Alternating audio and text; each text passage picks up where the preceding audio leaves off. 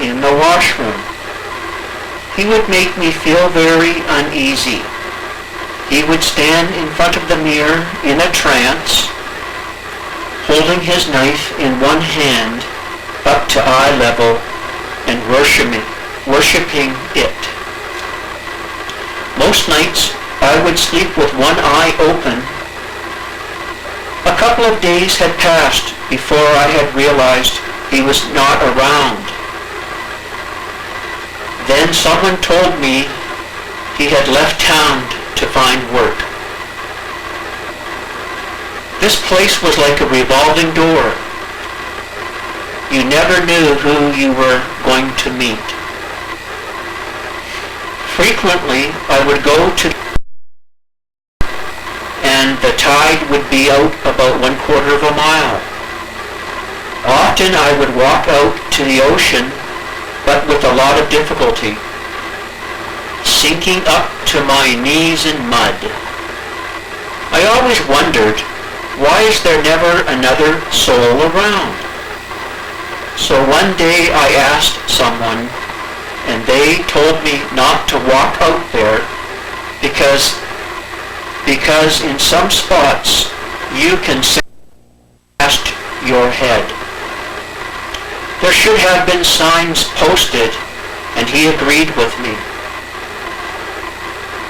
On my day-to-day wanderings, I would meet all types of characters.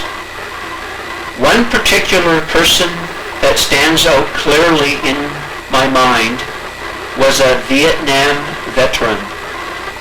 When I first met him, I was taking a shortcut to church down this back alley. He was down on his hands and knees with a scraper, taking the grease off the hot noonday pavement.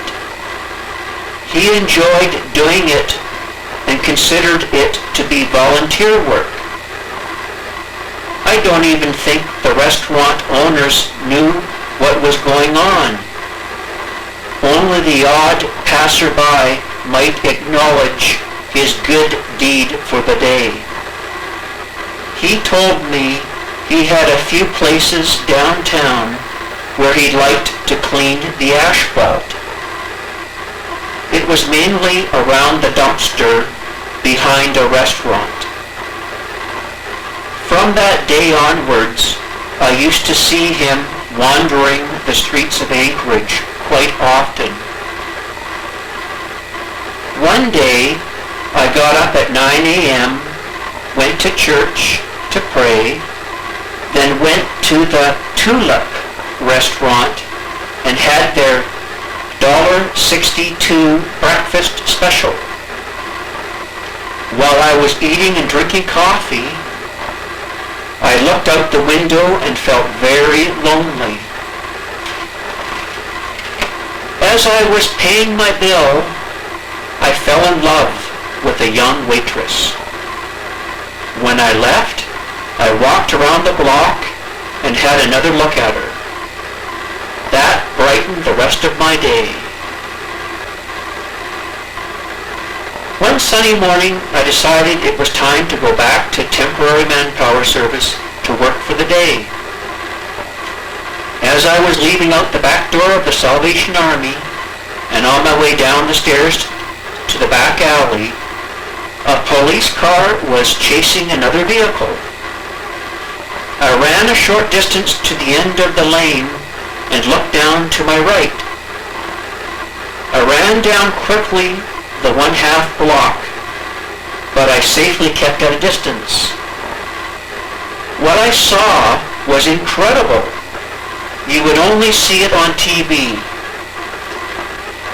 The suspect's car was up on someone's boulevard against a fence. The police car somehow managed to pin the car up sideways against the fence. There was a horrible sound of metal on metal and the smell of burning tires. All in all, it lasted a couple of minutes, but I will never forget the look of terror on both of their faces. The bandits managed to get away, but were apprehended a couple of blocks away by some other police officers. My stay at the Salvation Army and in Anchorage was coming to an end. I was planning to return home to Vancouver, British Columbia, but an opportunity to cabin sit for the winter, 3 hours drive out of Anchorage, materialized. I talked with the managers of the Salvation Army about it. They suggested I should first experience a winter in Anchorage before venturing out into the mountains on my own. They told me the winters are milder in Anchorage. Well, I never did spend the winter there, nor cabin sit. I returned home, but I always thought I would return back to Anchorage again for the summer and spend the winter there. It just happened that I fortunately caught the last bus of the season leaving Anchorage the following day. Otherwise, circumstances would have allowed me to spend the winter. Postscript. Even today, when I listen to a couple of those old America bred records I found in that trailer in 1986, it brings back some fond memories. It seemed that at the time, life was a slower pace. So I do believe when you are younger, life goes by slower, and as you age, it goes by faster. If you have the wanderlust, I recommend you do it while you are still young.